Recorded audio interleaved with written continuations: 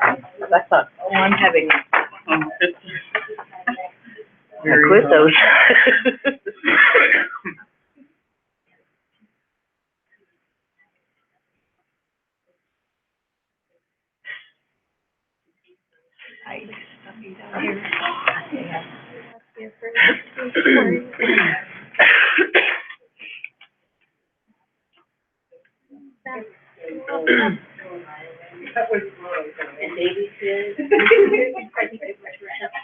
No.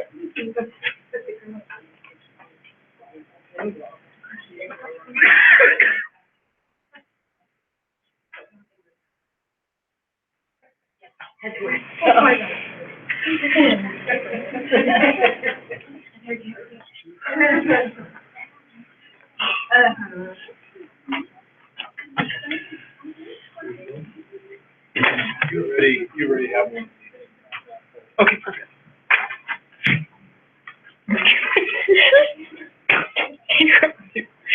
Started, Chris? Yep. All right. All right, we're going to get started. My name's Jim with the Wyoming Retiremet Systems. Called our Understanding Retirement Benefits Seminar. So this is a really good introduction to the pension system, the various features. So if you don't know anything about the pension, you will know a whole heck of a lot when you leave here. Now, a couple of things to let you know about it. That is, there were two handouts. I hope you eat. One handout. I think, yeah, just this glossy guy, just back there. And then I'm now handing out the pension guide. If you already have one, don't bother taking another one. If you don't mind. But if you have one of these, I know one earlier today, these handbooks are included in this. So this is the deferred comp enrollment information. So if you want to know more about deferred comp, see me afterwards. Let's see. In case you didn't know where we're at, the Wyoming Retiremet Systems is in this building on the 5th floor too. So if you have any questions, we're up here in this building. And before I start, always the disclosure information, which is just to let everybody know that at the Wyoming Retiremet System, none of us there are registered investment advisors or attorneys or CPAs. So we don't provide any tax, legal, or investment advice. Our job is to help you understand how this works. We're not licensed to do any of those other things. So we won't be able to give you specific advice. We'll do our very best, though, to help you understand it so you can make the best choice for yourself. So this, as I said, is Understanding Retirement Benefits, and it is going to hopefully give you a good idea of how the pension works, Social Security, and deferred comp plans, when you can retire and so forth. When we talk about planning for retirement, we always like to refer or compare it to a vacation, because it's the same sort of process. When you go on a vacation, you usually have an idea of where you're going, you have an idea of how you're getting there, and you have an idea of what you're going to do once you get to that spot. Well, it's the same thing with retirement. You want to be thinking about, what does retirement look like to you? How much is it going to cost me? How long will it take? How much should I be saving? What am I going to do when I finally get there? For me, that eye on your goal, what is your goal in retirement? For me, it's personally knowing I got enough money saved up that I don't have to go back to work. Instead, if I want to, I can, but not have to. When I do this presentation, I always make sure my audience, ask them to ask themselves this. When do you plan to retire, and what do you plan to be doing, and where do you plan to be living? Because all of that will have an impact on how much retirement is going to cost you and how much you need to be currently saving in order to make sure you can meet that goal. So as I go through this, be thinking about when, where, and what for you in retirement. What are the things you want to have at that point in time? There's a couple of, this is one of two kind of fun little group participation. This is very simple though. It's I don't know if it was here, so we made sure you hadn't fallen asleep yet, but by God, if you fell asleep after 5 slides, I'm really bad. But this was a survey done in 2014 or 2012 by the Employee Benefit Research Institute. Not sure who they are, but that's their credit on the next slide. Anyway, they did a survey and they said, well, what % of Americans are sitting down to calculate how much they'll need for retirement? So before I show you the answer, who would like to wager a guess? 26. Well, the answer is actually 42, but what they found is of that 42%, about a third of the people don't remember how they got the number or what the number is. So 26 is probably pretty more accurate. Now, how much are you gonna need for retirement and so forth? Well, that's why I had you grab this handout. This is called the goal setting worksheet. It's on the last 2 pages of this handout. Not something we're gonna do now, but I wanted to tell you how it works. This is one of the tools you can use for retirement. It's got 3 really handy functions. One is it's going to help you figure out how much you should, or how much you're gonna need for retirement, how much you can anticipate receiving, and then how much you need to be saving. It really helps answer those 3 general questions. Some general guidelines, though, to help you as you go through the worksheet when you get a chance, and it only takes about 15 or so minutes to go through it. But some guidelines are, under step 1 it says, okay, what's your current income, and then how much of that do you want to replace? Well, here's the guidelines you should keep in mind, is if you want to maintain your same lifestyle upon retirement, you generally want to try and replace 70 to 100% of your income when you retire. Pretty plain and simple. Now, what do you plan to do? Like I said, I asked you the who, what, where, and when in retirement. Well, if you're planning on traveling to Alaska or Hawaii every year in retirement, you probably need to replace at least 100% of your income. On the other hand, if you're going to be staying put in Cheyenne, no mortgage payments, you're not paying any college loans off for anybody, you might be fine just replacing 70% of your income. So you do need to be thinking about what that retirement looks like too, because it's going to have a lot to do with how you start with question 1 or step 1. Now, I'll tell you that, though, for general guidelines for the ladies in the audience is that the experts say you folks, you ladies should probably plan on at least replacing 90 to 100% of your income because of the fact that you're going to be living longer generally than men. So you're going to have to deal with expenses later on in life that we won't have to deal with because we're down on the ground rotting away. But, so if you keep that in mind when you think about step 1. Now, I'm going to just assume everybody wants to replace 100% of their income as we go through the presentation, because you're going to see how we start filling those gaps with various sources of retirement income. Step 2 and 3 is an actual chart on that worksheet to help you get a rough estimate, but I wouldn't rely on those. One's for Social Security, one's for the pension. Yeah, they'll get you a ballpark estimate, but the really best way to do this is log into your own Social Security account and get a statement. Look at what your current statement estimate is for your benefits at your various ages. And I'm going to talk to you about how the Social Security works. But it would be better to get an actual estimate by going into your own account, which is at ssa.gov. And again, I'll show you that here in another couple of slides, or next slide. Same thing with the pension. You can log into your pension account. If you are vested, which I haven't mentioned, but vesting is 48 months.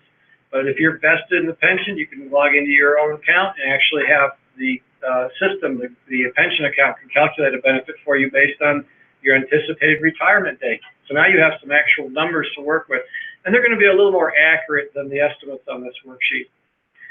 The last process then in this worksheet is you're going to figure out what you think you're going to have coming in. You're going to subtract that from what you would like to have when you do retire, and whatever that difference is what you have to make up.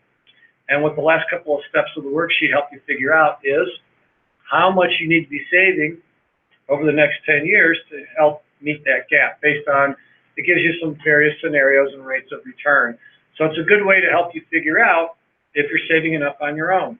And what I like, as I said before, it really answers those 3 questions. How much am I going to need? How much can I expect to come in? And am I saving enough? And those are generally what people want to know. So this will get you going in that direction.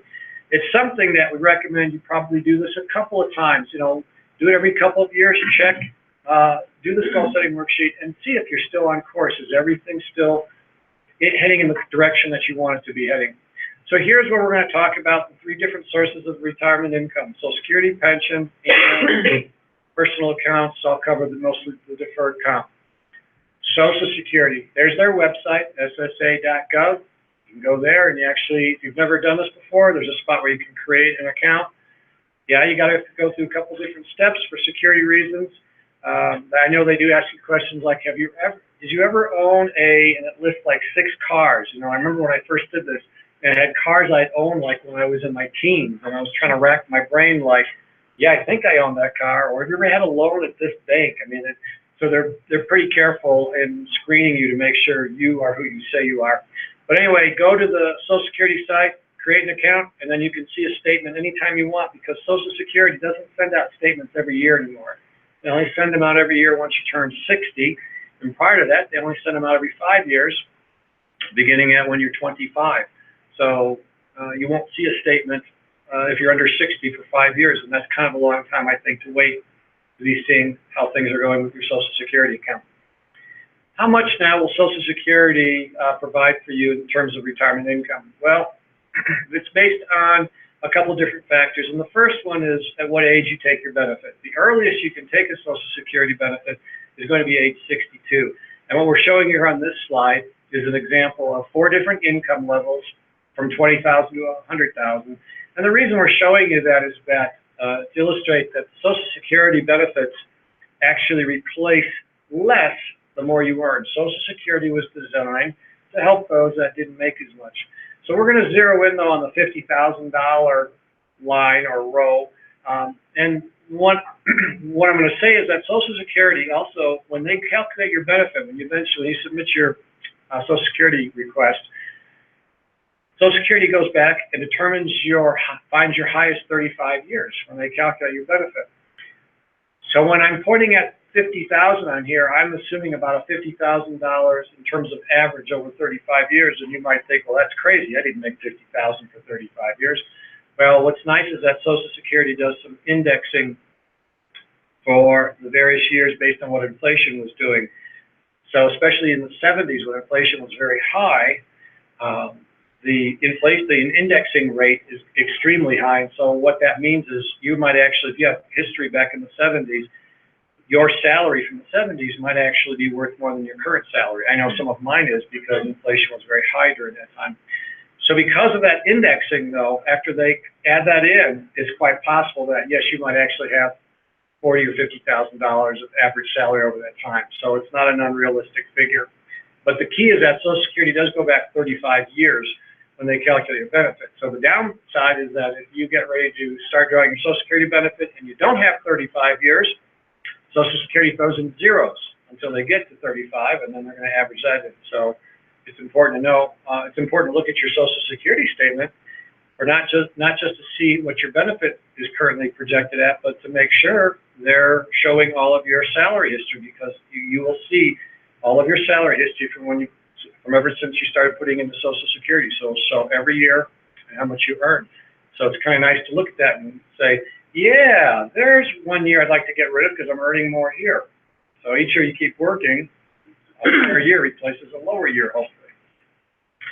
Anyway, at 62 is the earliest any of us can draw a benefit, and what we're showing you on this slide is that if you start to take your benefit at 62, Social Security will replace about 25% of your income. The other age at which you could delay and take your benefit, you'll actually get rewarded by getting a higher percentage, and that's called your full retirement age, or FRA. I'm going to rattle off the years because it's based on the year you were born. I'm going to rattle off the years so that you know what your FRA is, and I want you to write it down if you don't know, because I want you to compare it to what your pension, when I talk about the pension, I want you to see it, how it compares. If you were born between 43 and 54, your FRA is going to be 66. If you were born in 55, it's going to be 66 in 2 months, and then it will increase by 2-month increments through 1959. So anybody born in 59, their FRA will be 66 and 10 months of age.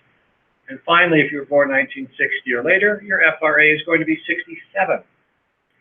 So if you can delay taking your Social Security benefit until your FRA, then that replacement percentage is going to be closer to 35 to maybe even 40%. If you take your Social Security benefit any time before your FRA, it is a permanent reduction. It will not go up any even after you hit your FRA. So it's a pretty big deal if you take it early. And it's a permanent reduction. In addition, if you look at your statement, it'll say something to the effect that in the year 2034-ish, somewhere around there, I think mine says 2034, that if there's no changes to Social Security, they're going to have to reduce my benefit and reduce it by about 21%. That they'll only have enough money to pay about 79% of the amount shown on my statements beginning that year.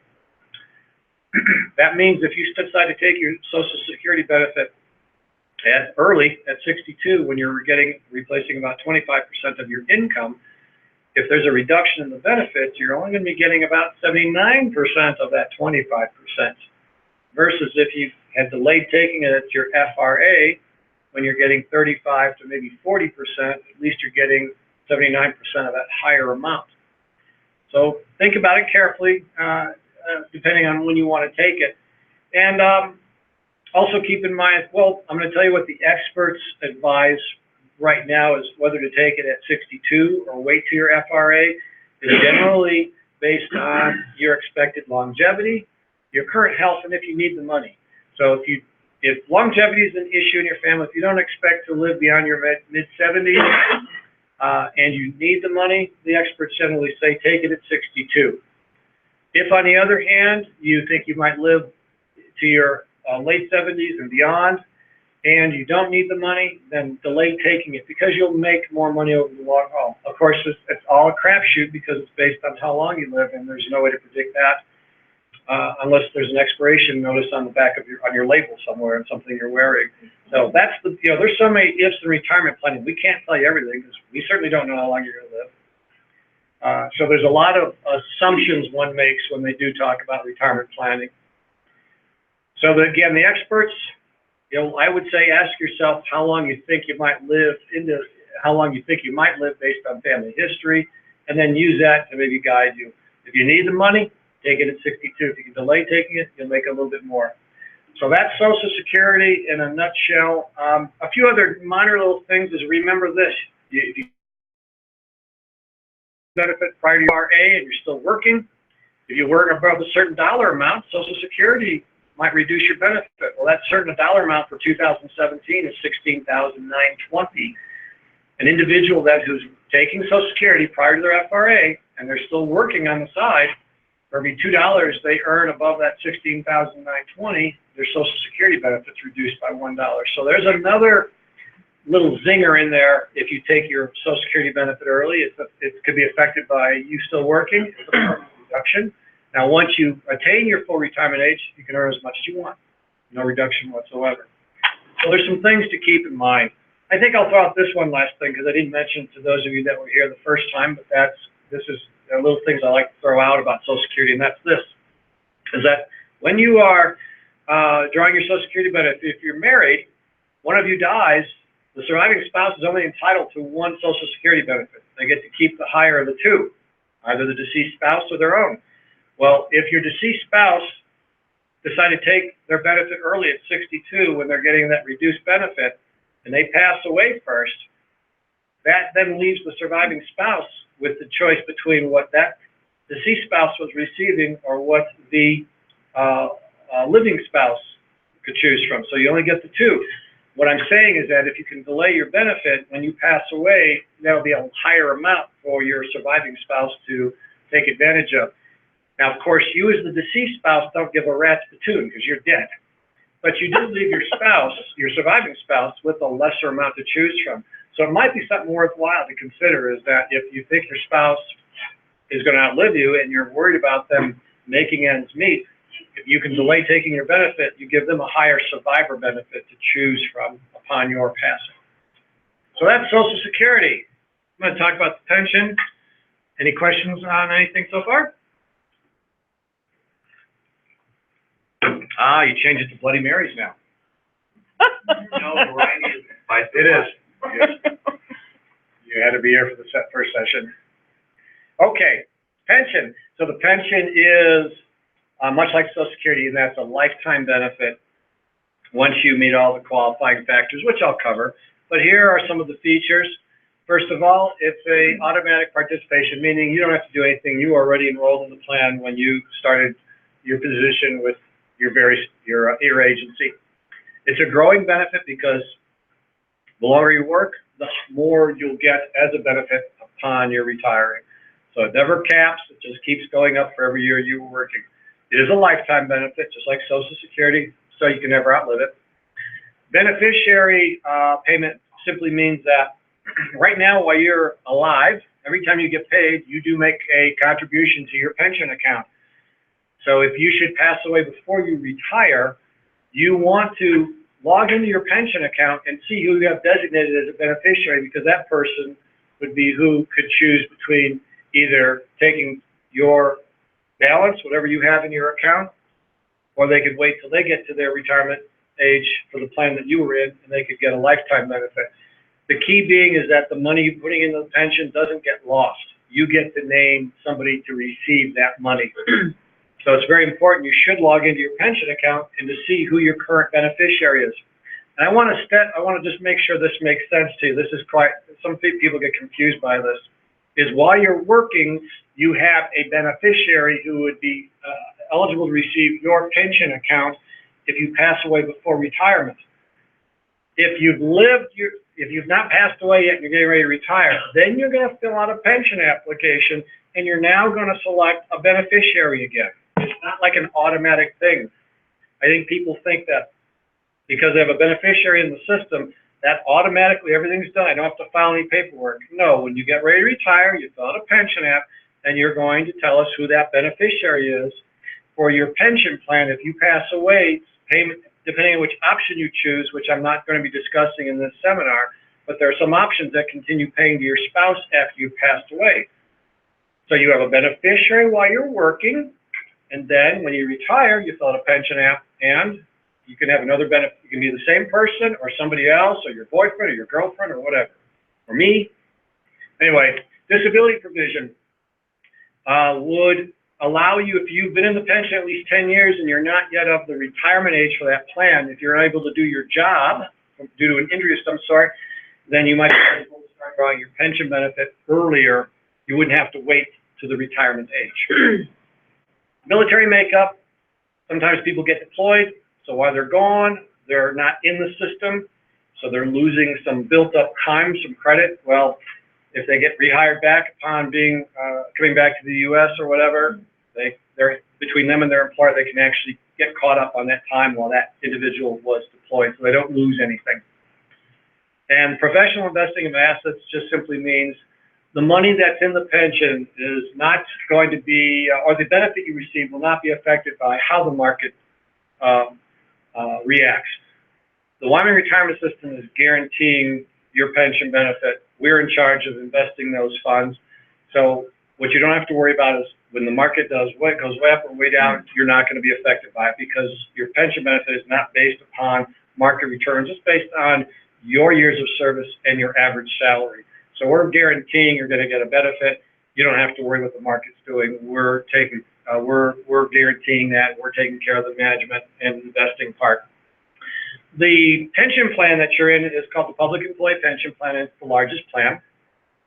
It covers anybody who is a state, city, county, school district, or special district employee. That means if you leave the state to go to work for the city or the county or the school district or a special district, it's the same plan. You don't have to sign up for anything. It doesn't start over. You don't have to roll anything over. It's the same exact plan. You've just changed employers. In the same,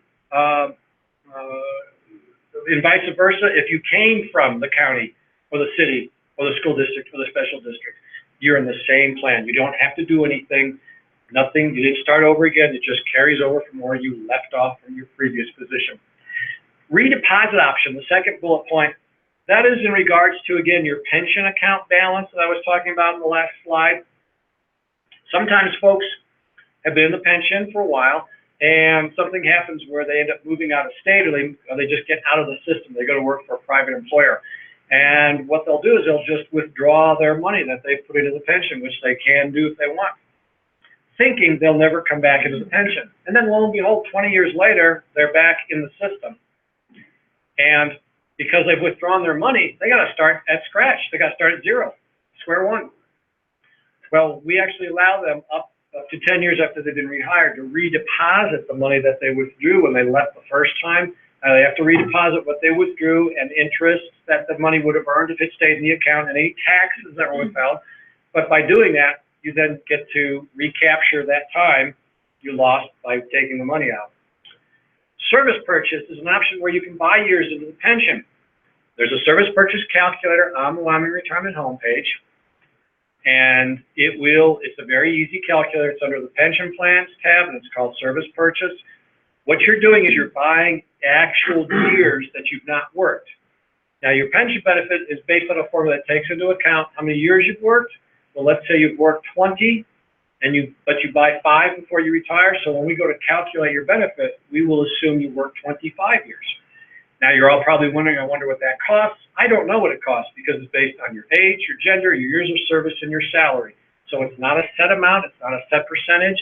You actually have to log into your account, or not log into your account, go to the Wyoming Retirement homepage to the service purchase calculator. If you plug in some numbers and some dates, it'll give you an estimate. And if you're not too shell-shocked by the amount, you can go ahead and call the office and ask a benefit specialist to work up an actual estimate. They'll mail you an invoice that will say this is good for 30 days and has to be paid in full. So and it's not going to be cheap. It's going to be tens of thousands, like $20, $30, $60, $80,000. It's generally, broadly speaking, 1 year of your salary might buy you 5 years. It depends on how long you've been in the plan. The longer you're in, the more it costs. It's cheaper to buy it right after you're vested, which is 48 months, and then it just keeps going up from there. But if that's something you'd like to do to buy additional years, that would increase your benefit when you retire.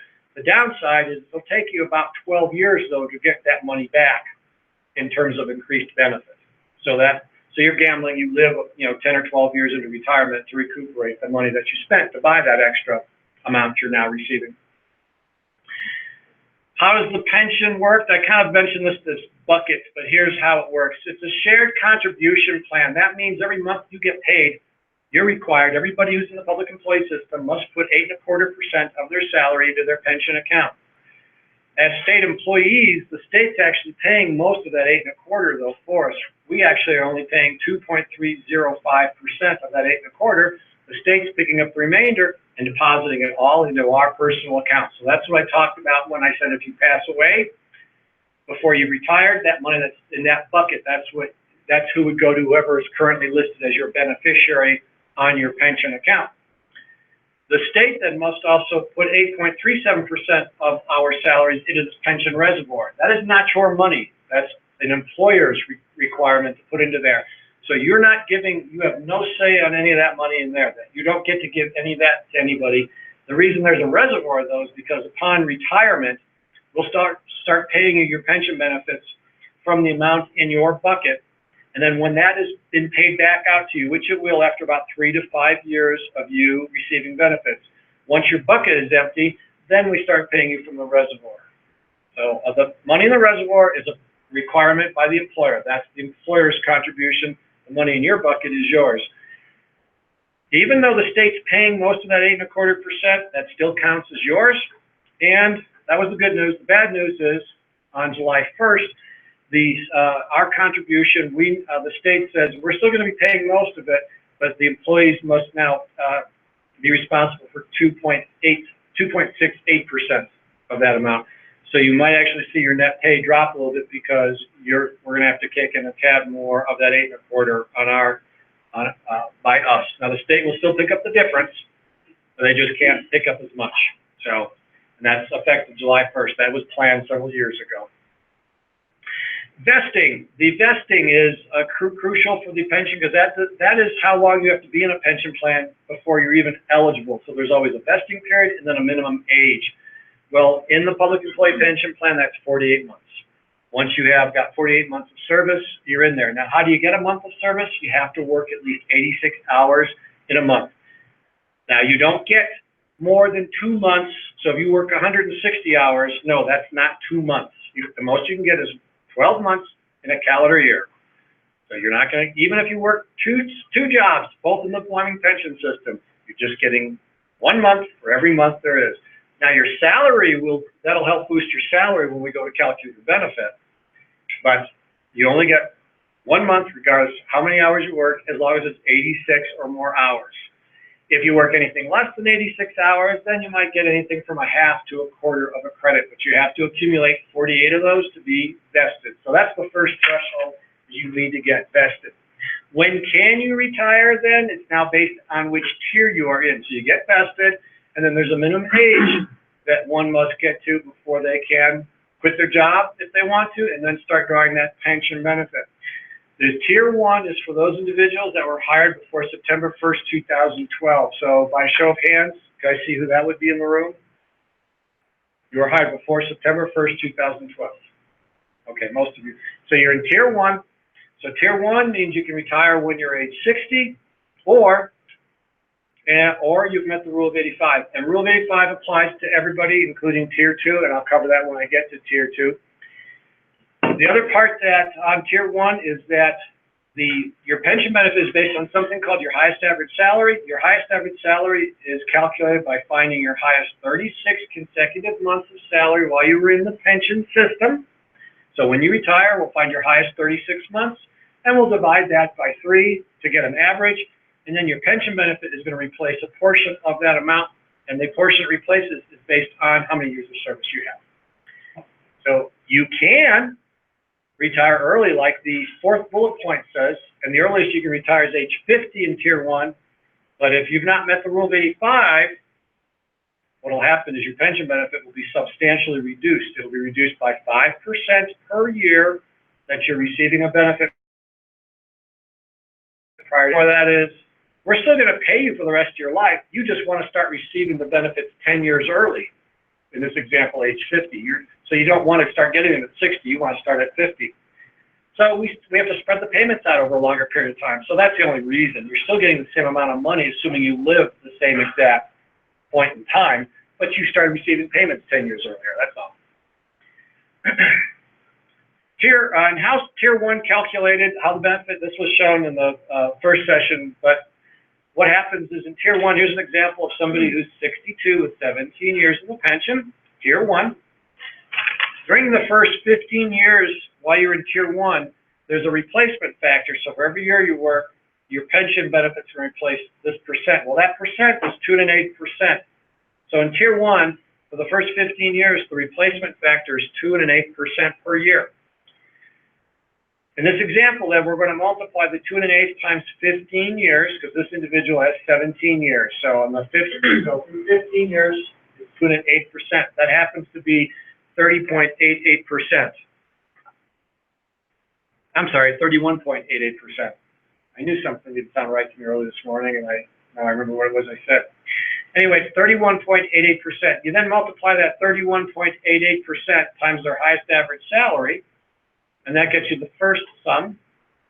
But because this individual had 17 years, we have to take those 2 additional years, and what happens is on that 16th year, then that factor increases to 2.25%.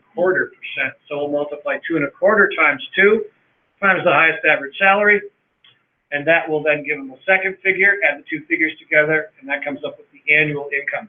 The good news is you don't have to memorize any of those factors because it's all done already on the calculator, and that's the web page for the Wyoming Retirement homepage. But there's a calculator on that site, which is the only one that any of us upstairs can access. I cannot log into your account and give you an estimate. I can go into my account, but I can't go into yours, and you can't go into anyone else's but yours. So when somebody calls us and says, "Can you give me an estimate?" I have to go into the generic calculator, and the problem with that calculator on that site is it only lets you put in the age you're going to be when you retire. So it assumes you started on your birthday and you're retiring on your birthday. How many here in the room are doing that? Come on. Right. Have you ever heard of that? So that's a flaw with that calculator. But again, it's just a calculator. It's giving you an estimate. When you log into your own individual account, it knows your hire date. You're telling us what date you think you want to quit. So it's going to be able to calculate it'll add up all the years, months, weeks, and days and give you a much better estimate. So you're going to do yourself a bigger favor by logging into your account and doing an estimate, because we can't do it. We cannot go into your account and do that estimate for you. So 2 calculators.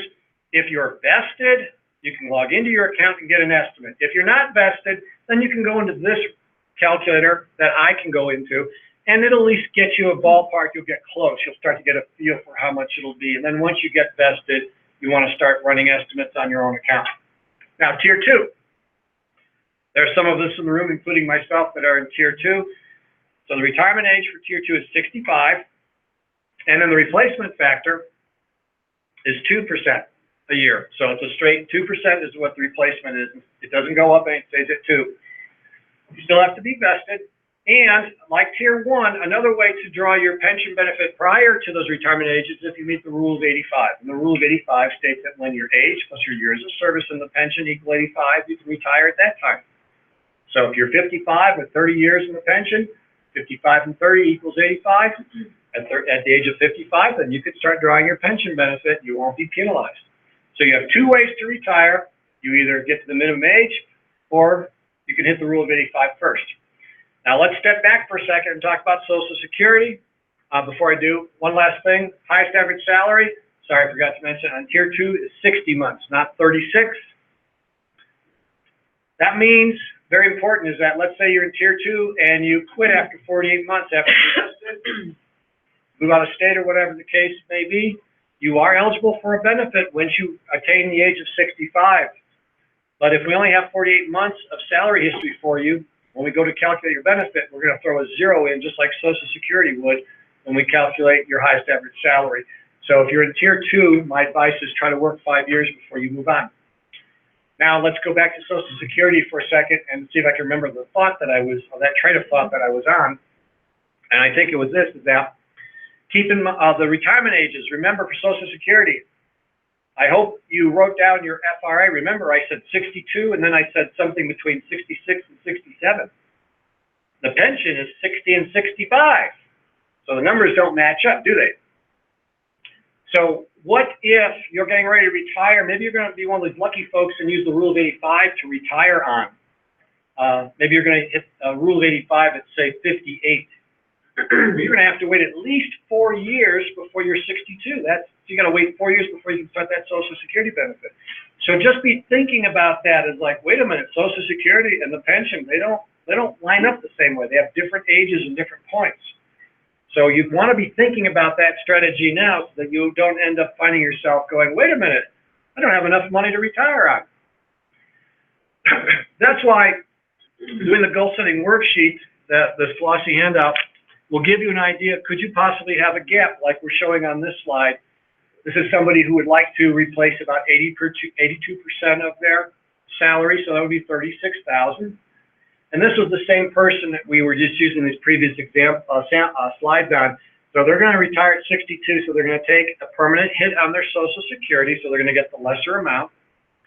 And that was, we showed that pension estimate a second ago, that Tier 1. This was the guy with the person with 17 years in the pension. So his total pension benefit will be $26,000. He was hoping to get 36. That leaves him almost $10,000 short. So what should you do?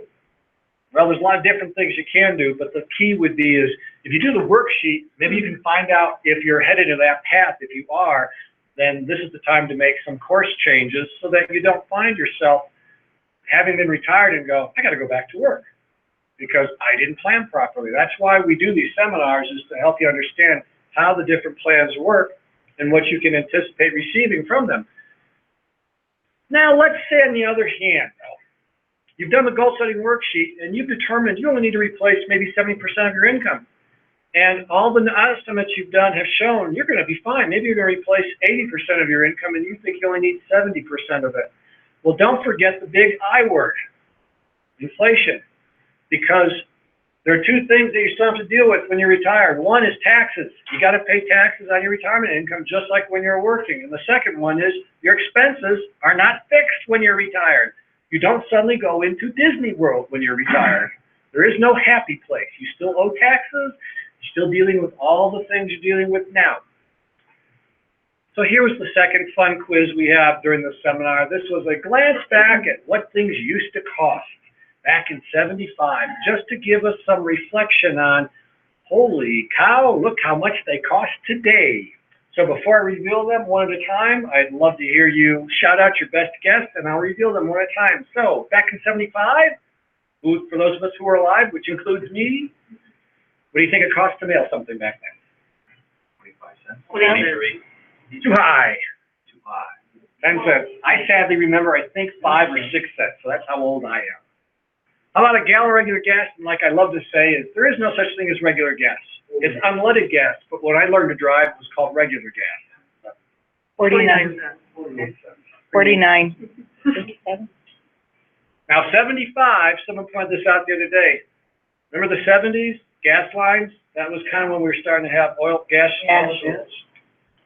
So I think I remember being in the back of my parents' cars, probably like 10 or 12, and I think they were filling up for like 32 cents a gallon. So I remember my Parents being horrified that gas was 40 cents a gallon.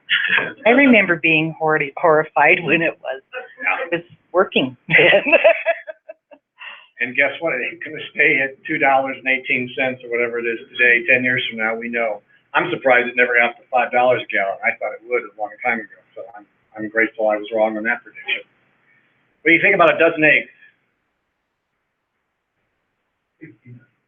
Close. And a gallon of milk. $1.99. Oh, good guess. I'm a big milk drinker, so I'm still thrilled when I can get it for $1.99 at Albertsons or King Soopers. As a matter of fact, it's $1.99 at Albertsons this week. So, how about an average new home in the United States? 38,000. So, what trucks cost that, right? I mean, it's just absurd. No. I crack up. I crack up when I see the car ad and they say for only $799 a month. You can, like, what? Who's paying that for? You got to be kidding me. So anyway, that's what you're dealing with is you've got these rising costs and you're living on a fixed income. And here is the fun slide. I have my sarcasm definitely comes out on is let's assume you need $36,000 in today's dollars to get by. Let's also assume that inflation's around 3%. And then finally, let's assume you screw up and live 20 years into retirement and you felt like you could get by on $36,000 in today's dollars. Look what you're going to need the equivalent of 20 years later. That's inflation. So the reason it's important to be saving now is so you either can fill that income gap between when you retire and when your Social Security kicks in, and or to help deal with inflation because your pension and Social Security are basically fixed incomes. Now, I didn't discuss this the last time. I'm not going to discuss it in detail now, but when you do retire, you can pick a cost of living adjustment if you want to in your pension account, but it'll take you about 16 years to kind of break even. Basically, you take a lesser amount initially with the guarantee of an increase down the road, but it takes about 16 years to finally have accumulated the same amount of money. But it might be something if you think you're going to live into your 80s or 90s or later, that might be something you have peace of mind to make sure that your pension keeps up with inflation. So the third part of retirement saving is deferred comp. Are you all who's enrolled in deferred comp? That's the 457 deferred compensation plan then. So I tell everybody it's a savings plan, but put the word retirement in front of it. It's just money you're accumulating while you're working, and once you quit, retire, you can use anything you want with that money. It is through payroll contribution, so you cannot just send a check in. So all retirement plans, with the exception of IRAs, are set up through your employer. So you can only contribute through your employer through the payroll. You're immediately eligible. There's no waiting period. So if you just got hired, you're eligible to be in the plan. It's not like you have to put in so much time. Vesting, it's not like the pension. Once you open the plan, if you quit a week later, you want to take your money out, you can. You're not required to be an employee for so long. Vesting only applies to the pension. There is no vesting with the deferred comp. You get to choose your investments. We have 2 vehicles, and I'll explain those in a few slides. If you don't know anything about investing, we got something for you there. If you know a little bit or you're a really savvy investor, we've got some stuff for you there. And our board does review. We have a company that actually does a quarterly review on the investments, so we're always watching them to make sure they're at least performing to a benchmark, to a standard. So our goal is to make sure you've got money for your retirement. We're not getting commissions or anything like that. We're trying to make sure you get to accumulate a nice nest egg. You can put money into the deferred comp either on a pre-tax or an after-tax basis. Pre-tax means you're getting a break now on your paycheck because part of your pay will be going to the plan before the taxes are calculated. After-tax means no break now, but you get to take the money out tax-free as long as you're at least 59.5 and you've had the account for 5 calendar years when you withdraw the money. You can do either pre-tax or after-tax. You can do both if you want to. It's not like one plan's better than the other. It's just how you want to deal with your taxes. If you do a pre-tax contribution, you're getting a break now, but you got to pay tax on it when you take it out. If you do an after-tax contribution, you're not going to see any break on your taxes on your paycheck now, but it's going to be free to you when you take it out as long as you're 59.5 and you've had it for 5 calendar years. Let's make sure. There we go. This is just showing how pre-tax versus after-tax would affect your paycheck. So here's what will happen. You do a pre-tax contribution, your paycheck doesn't go down the full 28%. Let's say you put in $100, your paycheck may only go down $80, depending on how you fill out your W-2, your marital status, and allowances. However, if you make a after-tax contribution, your net pay will go down $1 per dollar. So if you put in $100, your net pay will be decreased by $100. So that's the difference in between how pre-tax versus after-tax on your paycheck. So you get a little bit of a break if you do a pre-tax. However, again, you pay taxes when you withdraw the money. Summary of the two plans. You're on a pre-tax, you're putting off taxes, you're deferring them until the time you take it out. Both of them are through payroll contribution. Now, the big difference is on the pre-tax versus after-tax. You can always take your money out of your deferred comp once you end employment, retire, or quit. That's the main thing. So if you do a pre-tax, once you quit, retire, you do a pre-tax contribution. Once you quit, retire, change employers, you take your money out, and it is an automatic IRS 20% withholding. Great West, our record keeper, that's who sends you your statements. You take a distribution out of the plan, they're going to hold 20%. They're required to. They're going to send that off to the IRS. Then January the following year, you're going to receive a 1099 showing how much you withdrew that year and how much they paid in taxes. You're going to report that on your tax return. Depending on what your taxable income is, if it's less than 20%, you'll get some of that money back in the form of a refund. On an after-tax contribution, again, you still have to have ended employment, but that's where you also have to be 59 and a half and have had the account for 5 calendar years to not have to pay any tax on any at all. If you decide, if you've quit and retired and you're not 59 and a half and you want to take your money out and you have an after-tax balance, it's no problem. You can still take your money out. It's just the IRS will tax you on the earnings you withdraw. Never a penalty. There's no minimum age other than the after-tax if you want to get it all out tax-free. But there is no minimum age one must be. You just have to quit or retire. That means even if you're still working at 59 and a half, you can't take the money out. 59 and a half doesn't apply to this plan. We get a lot of calls that people will say, oh, I've turned 59 and a half. I want to start taking out my deferred comp. Are you still working for that employer are you still contributing to that plan, that 457 plan? Oh yeah, but I'm 59 and a half. That has no bearing. You have to quit or retire. So there's retirement plans have different rules. So this is not like an IRA where you could start taking that money out of your plan at 59 and a half if you want to. This one you have to quit or retire. Finally, the other thing is that they both, regardless of whether you do a pre-tax or after-tax, at age 70 and a half, you do have to start taking money out. That's a requirement by the IRS. Now, it makes sense that they make you take it out if you're making pre-tax contributions, because guess what the IRS gets from you? Taxes. However, they're not going to get any on the after-tax, because clearly if you're 70 and a half, you're well past 59 and a half. And you've probably had the account for 5 years, so you're not going to pay any tax on that amount. But that's the IRS. If you want to check with them, maybe they'll give you an answer why that is. Did you have a question? Yeah, so if I understand you correctly, if you start pulling out your deferred comp after 70 and a half, you don't pay taxes on any of that, even though it was pre-tax and investment? No, that's not correct. After 70 and a half, you still have to pay tax on it. Unless it was a Roth contribution, no taxes. If it's a pre-tax, then it's a default of 10%. The difference is this. I told you it was an automatic 20%. If you start withdrawing your deferred comp anytime before 70 and a half, it's an automatic default of 20%. Once you turn 70 and a half, the IRS says, now that you're older, we'll let you tell us what you want withheld. So you can default to 10% or nothing or still 20%, but prior to 70 and a half, it's an automatic 20%. So for the younger people in the crowd, I think it's important to know that if you put in 20 grand in pre-tax, whatever that grows to, you're going to pay taxes on all your 20 investments plus what it grows to. After tax, you've already paid your tax on your 20 grand. So if it grows to 100, you're not going to pay tax on 120 grand. Is that correct? Yes.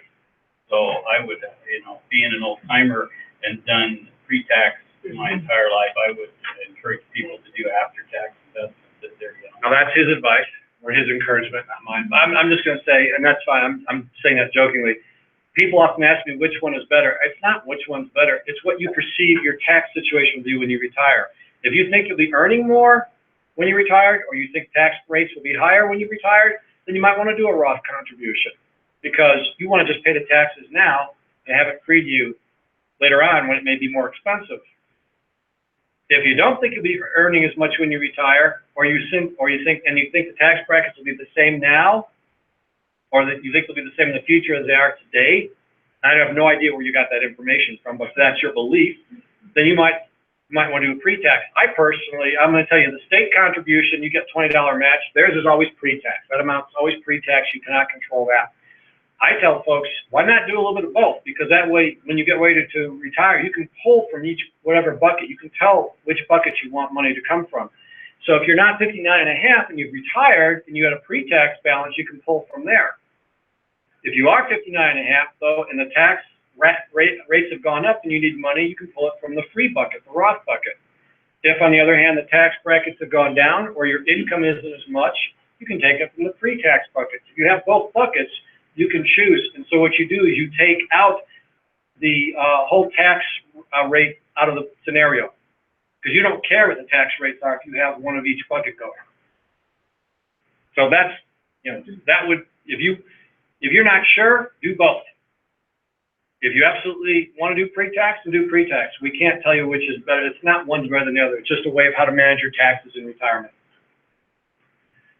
$20 a month is the minimum in the plan, and of course, if you're in the plan, you get 20 if you put in at least 20. Now, that's the max by the state is only 20. They won't go any higher than that. The max that you can contribute is a lot higher than an IRA. You can put up to $18,000 a year in the deferred comp. And then once you turn 50, you can actually put into up to another $6,000. So that could be up to $24,000 in the year you attain the age of 50. And then there's a special catch-up for the person who's been a slacker, not been saving a whole lot. They're within 3 years of retiring from the pension, and they're within 3 years of a normal retirement, like they're age 60 or 65 or the rule of 85. If they've not saved anything, the IRS gives an exception. They say, we'll give you a 3-year window if you want to, or you might be able to put up as much as $36,000. Now, that's not an automatic for everybody. It's based on what you were contributing in the past. We have to look at what the IRS limits were when you first got employed, how much you were putting in, and if you weren't meeting the max, then the difference is what you could put in, and the max is up to $36,000. That's somebody who's not done a dime. If you've been putting some in, then you won't be able to put full 36, but maybe you could put in 32,000 or something like that. But it is an option to help somebody to kind of sprint to the retirement finish line. If you worked someplace else before and you have an account out there that you just don't want to have keep track of, you can actually roll that into deferred comp if you want to. We accept everything with the exception of like a Roth IRA or an inherited IRA. And likewise, if you leave, you can take your money with you if you want to withdraw it, or if your new employer will let you roll it over, you could roll that money into your new company plan. You cannot borrow from your 457, though. There's no loan privileges, except there is you can take a distribution from the plan while you're still working if you've experienced an unforeseeable financial emergency, and that is something that is unforeseeable, and it's a financial emergency. So that doesn't mean I want to go on that cruise, or I want to buy that $42,000 truck. It's unforeseeable. It'd be like something for an illness, a disability, a death, a property loss, like your house got flooded or caught fire or something like that. So that's the only exception where you can withdraw money while you're still employed. The deferred comp does have 4 levels of asset classes, each having a different level of potential return and risk. So just like a mountain climber, you have a couple of choices. You could climb the Vitavu, not too challenging, view's okay, or you could go for Mount Everest, which we all know is a lot more treacherous, greater views, but a lot more risk involved. That's how investing works. The better the view you want, the more risk that you'll have to take on. Well, the thing to kind of even that out is called diversification when it comes to investing. That means don't put everything all in. Don't try to shoot for one, everything, so that you can even out the ups and downs. So those 4 different mountain caps are classified by these 4 asset classes. Cash alternatives, very little risk and very little return. Bond funds have a little more return versus cash alternatives, a little more risk. Real assets is a combination of multiple investments, and their goal is to try and keep pace with inflation. And then stock funds, a little higher rate of return, and more historically a better rate of return, but also more risk than the other three categories. Now, we have the pre-mixed funds. For those of you that have the Life Path Fund, it says they'll have the 2020 or 2030 or 2040. Those are our pre-mixed funds. The nice part is that they're already mixed for you. You don't have to do any of the mixing of those asset classes. And they also are going to be readjusted for you as you get closer to retirement. They're going to gradually change the style or types of investments they have in them. If any of you are mixing your own, I'm going to be talking about this in the next presentation, but we actually changed it from 15 investment options to now just 6 categories. So it was a process to simplify things, to reduce costs, and also combine different investment management styles. So it was a way to help improve your return and make the process easier for those of you that like to do the mixing of your own. So earlier on when I was saying you get to pick how you make your money grow in the plan, if you don't know anything about investing, we've got the pre-mixed funds. All you do is pick the year closest to when you retire.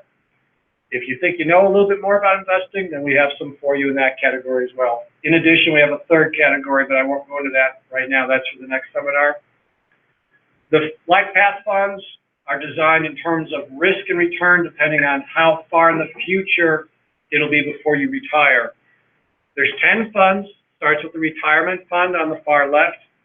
That's the fund that they all turn into when their target year is reached. So we're close to the year 2020.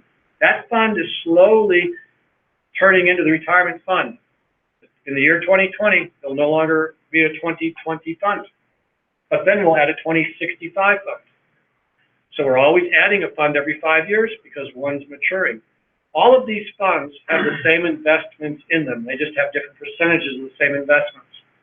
The 2060 fund will have a lot more stock investments in it, about 90% of its holdings in stocks, which is that highest mountain peak. But as the year 2060 moves, as we get closer to that year, then that percentage of stocks is gradually reduced until the year around 2055, it'll start to get down to around 30 to 35%. And that what it looks like is this particular slide. This is an example of the 2040 fund. The red portion represents the portion in stock funds. So in today's market or environment, about 70% would be in stocks. But as time goes on, as we approach the year 2040, the company that oversees these funds, which is called BlackRock, we got these funds from a company called BlackRock, the largest money manager in the world. They gradually will automatically adjust the funds so that they start to reduce the stock holdings, and they gradually increase the conservative investments, the bonds and the cash alternatives. So when the year 2060 arrives, we will have gone from about 70% of stock to about 30%, 35%. And that's how they all morph that way. So the 2060 fund would instead have like 90% in stock, but over time would end up looking like that. So they all look like that when they hit their target year. If you do the mix your own funds, we have a risk tolerance quiz that'll help identify your level of risk and your time horizon. And then we have some pie charts that help you guide you as to what mix of different investments you want from our new menu. We now have 6 categories instead of what you see here. So we have a cash alternative called the Capital Preservation Fund, which is the stable value fund from the past. We have a bond fund, a real asset fund, a large cap category, an international, and then these have been combined into one category. So that's how we simplified things. This used to represent 15 different choices because we had 4 under here, 2 under here, 2 under here, 2 under here. So you had 15 different things and you were trying to figure, should I have passive or actively managed? Well, what we did is we took the best of all the worlds and put them into categories for you. And if you stay for the next seminar, there'll be a little more explanation of that. If you do the risk tolerance quiz, because you're the mix your own investor, it'll give you a score and you'll see what type of investor you are. And this is the pie charts I was describing. It'll show you what percentage you might want to have of those various 6 categories. But what's nice is you can customize this for you. You can be more aggressive or more conservative based on your level of comfort. When you're in the plan, there is an admin fee because we are not state funded, we're self-sustaining. The admin fee is the equivalent of 30 cents per $100 of your account balance. Our record keeper looks at your account balance every quarter. They multiply it by 0.30, whatever your balance is, then they divide that by 4. That's not quite how they do it, but that's a simplified process I'm just giving you. And then that's your asset fee. You'll see that it's called an asset fee on your statement. And what Great West does is they just sell some of the shares that you have, and that fee is then paid to Wyoming Retirement, and part of it, I think, goes to Great West. To give you some comparison, if you had a brokerage account with your favorite broker in town, you buy a load, they usually put you in a loaded mutual fund. Your fee is going to be like 5.5%, 5.75%. So that's more like $5, $5+ per 100. Ours is 30 cents. So it's a low cost plan. Once you achieve if you get to 182,000 in your account balance, then it caps. You don't pay any more in terms of admin fee. And the other advantage we do have in the plan is the operating expenses on our funds. Because we're considered an institutional investment, you're getting low-cost funds. That's what the company who's offering the funds is charging us. So a lot of our funds are very, very low cost, which is an advantage to you. That means less of the expense. If the fund makes a higher return, you get to keep more. So we get lower expenses. Keys for being prepared for retirement when it comes to your own saving: save as soon as you can, save as much as you can, and increase it if you can. I would say one of the things I hope you do is maybe do the goal setting worksheet upon when you get a chance and see how you're situated. Log into your pension account, make sure your beneficiary and your contact information is up to date. If you have a 457 plan, you can log into that also. Check and see what your investments are like. Are they appropriate for you? Is this the life path fund you want to be in? You want to go into maybe, if you're doing your mix your own, maybe take the risk tolerance quiz that's on the Wyoming Retirement homepage. Check your beneficiaries also and your contact information on your deferred comp as well. If you're not enrolled in the 457 plan, if you want to know more about it, I've got the enrollment kits. Otherwise, I think most of you were signed up. Remember, the deferred comp and the pension have 2 separate login sites. They're separate systems. You don't use your pension information to log into the deferred comp. They're completely different programs. They don't recognize each other. A lot of times people will call and they'll say they're trying to log into the pension using the deferred comp or vice versa. They're 2 separate things completely. But if you should ever get locked out of your pension or your deferred comp account, you can call our record keeper. I think that's, no, it wasn't on this page, sorry. I thought it was on this page. The record keeper's phone number is 800-701-8255. That number is on your statement from Great West. It's 800-701-8255.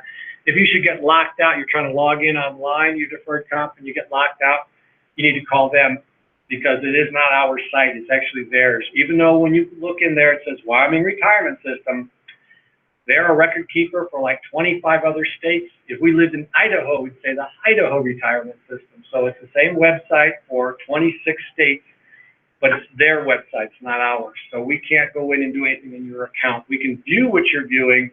That's all we can do. We can't unlock you or anything like that. And as I said, we're on the 5th floor of the building. If you have questions, we're up here if you want to come by or call. And that is it. That's the Understanding Retirement Benefits. So if you have questions, I'm happy to take them. Other than that, yes, go ahead. I have a question on the reduced benefits for Social Security. Since instead of $16,920, every $2 you earn above that gets a $1 reduction. How do they calculate that if you're self-employed and you get a 1099 at the end of the year on your 12 monthly Social Security checks that are occurring that year? Do they? You'll have to call Social Security. I actually don't know. I don't deal with that. You know, the thing that, when you're self-employed, you typically are writing everything off, I would imagine, but I couldn't tell you the answer to that. I don't even want to try and give you an answer I know anything about.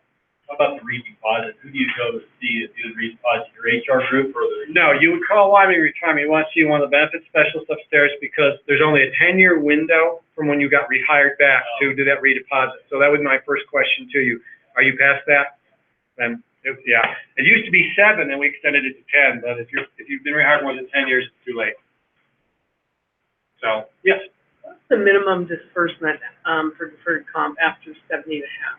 Well, it's not a set percent. This is how what they do is when you turn 70 and a half, the December prior to that, they look at your account balance, and then there's a life expectancy chart that the IRS uses, and a percentage next to each year. So you're 70, 71, 72. So if you're 71 by the end of that year, we look at that factor. I think it's 22.65. That is divided into whatever your balance was on prior December 31st, and that's your RMD for that year. Then the next year, do it all over again. What's the balance on the next December 31st? Now you're a year older. It's a different factor, so it's not the same amount. So the more you have in your account, though, the more you're going to have to take out. If you have if you have 300,000 or 400,000, you're probably going to end up having to take like 16, 17, 18,000 out. If you only have 3,000, you can only end up having to take out about $10. So, anything else? Because I'm getting set for the next seminar, so.